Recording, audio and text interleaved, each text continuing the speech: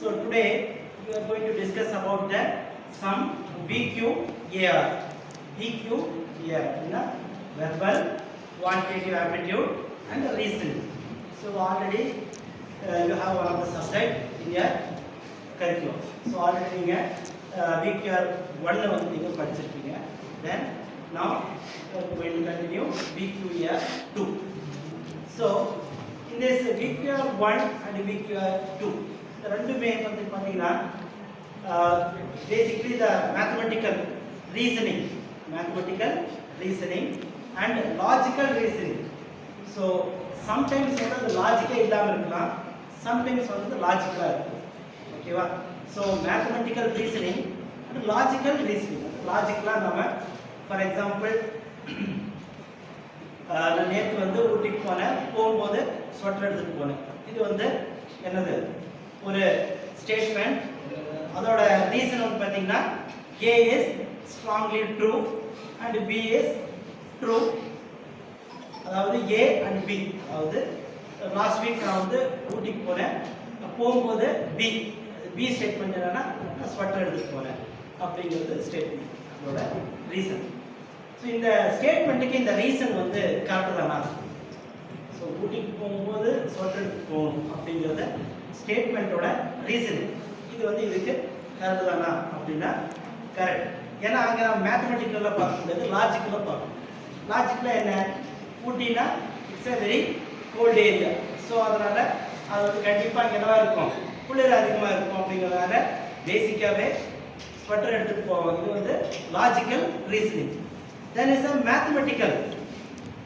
மேத்தமெட்டிக்கலாக பார்த்தீங்கன்னா for example ஒரு 8 பால் வந்து உங்களுக்கு நான் தரேன்.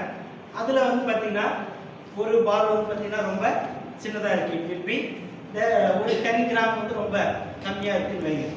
ஸோ அந்த ஒரு பால் மட்டும்தான் கம்மியாக இருக்குது. அந்த பாலை நீங்கள் கண்டுபிடிக்கணும். You have to found the பால்.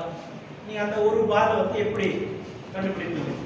நான் உங்களுக்கு பழைய வெயிங் மிஷின் தராசும் நான் உங்களுக்கு கொடுத்துருவேன், சரியா? அந்த 8 பாலில் எந்த பால் வந்து வெயிட் கம்மியான பால் அப்படின்னு நீங்கள் கண்டுபிடிக்கணும். ஸோ எப்படி கண்டுபிடிப்பீங்க? ஓகே, ஸோ அந்த 8 பாலில் ஒரு பாலை கண்டுபிடிக்கிறதுக்கு அவங்களுக்கு நல்லா தெரியும். செக் பண்ணுங்க.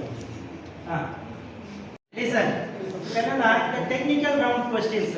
ஸோ டெக்னிக்கல் ரவுண்ட் கொஸ்டின்ஸில் அவங்க என்ன பண்ணுறாங்கன்னா, அப்போ அந்த 4 பால் பார்த்தீங்கன்னா சரி 8 பால் நீங்கள் 4 வச்சுக்கலாம். ஸோ 4 வச்சா என்ன ஆகும், ஒரு வெயிட்லெஸ்ஸான பால் வந்து என்ன ஆகும், ரொம்ப கம்மியாக இருக்கும் இல்லையா? ஸோ அதுக்கான ஆப்போசிட் சைடு வந்து என்ன ஆயிரும், கீழே போயிடும் இல்லையா? ஸோ அப்போ அந்த 4 பால் நாம் எடுத்து ரிமூவ் பண்ணிவிட்டு இந்த 4 பாலில் 2 வச்சா எது வெயிட் அதிகமோ அது கீழே போயிடும். ஸோ ரிமைனிங் 2 பாலில் ஒவ்வொரு பால் வச்சா என்ன கண்டுபிடிச்சிடலாம், அந்த வெயிட்லெஸ் பால் நம்ம கண்டுபிடிச்சிடலாம். ஆனால் இதுக்கு நீங்கள் அந்த வெயிட் மிஷினை மினிமம் 3 டைம்ஸ் வந்து நீங்கள் அதை யூஸ் பண்ணணும்.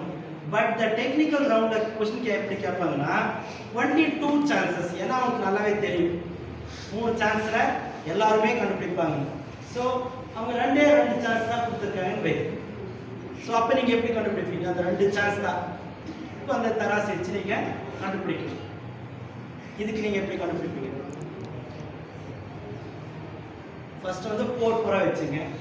இப்போ வேற எப்படி பாசிபிலிட்டி?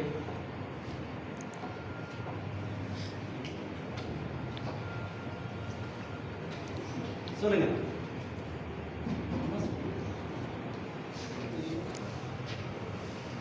anyone சொல்லுங்க. சும்மா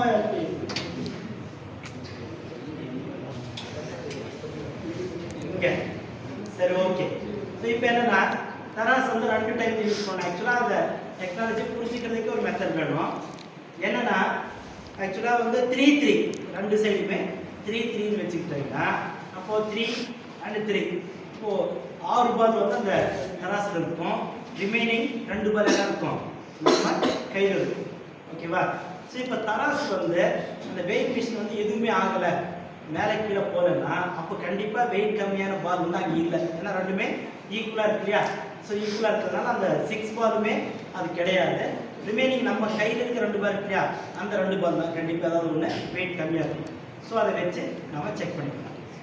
ஓகே சார், இப்போ அதில் ஏதாவது ஒரு பால் வந்து அதாவது அதில் ஏதாவது ஒரு சைடு வந்து இறங்கிருச்சு, ரொம்ப வெயிட்டான பக்கமாக இறங்கிருச்சுன்னா, அப்போ வெயிட்டான பக்கம் இறங்குனது இல்லையா, ஸோ அந்த 3 பால் அப்புறம் ரிமைனிங் நம்ம கையில் இருக்கிற 2 பால், ஸோ 5 பாலுமே வெயிட் இல்லைன்னு புரியுதா இல்லையா? ஸோ அது வெயிட்டான பால் அதெல்லாத்தையும் வச்சுட்டு, அப்போ அந்த 3 பால் இருக்கிற இன்னொரு தராசு இருக்கு, அந்த 3 பாலில் 2 பால் எடுத்து அங்கே வச்சுட்டு 1 பால் நம்ம கையில் வைக்கணும். அப்போ அந்த 2மே வந்து எதுவுமே கீழே போகலைன்னா அந்த 2மே வெயிட்லெஸ்ஸான பால் கிடையாது, நம்ம கையில் இருக்கிற பால் தான் வெயிட்லெஸ்ஸான பால் தான்.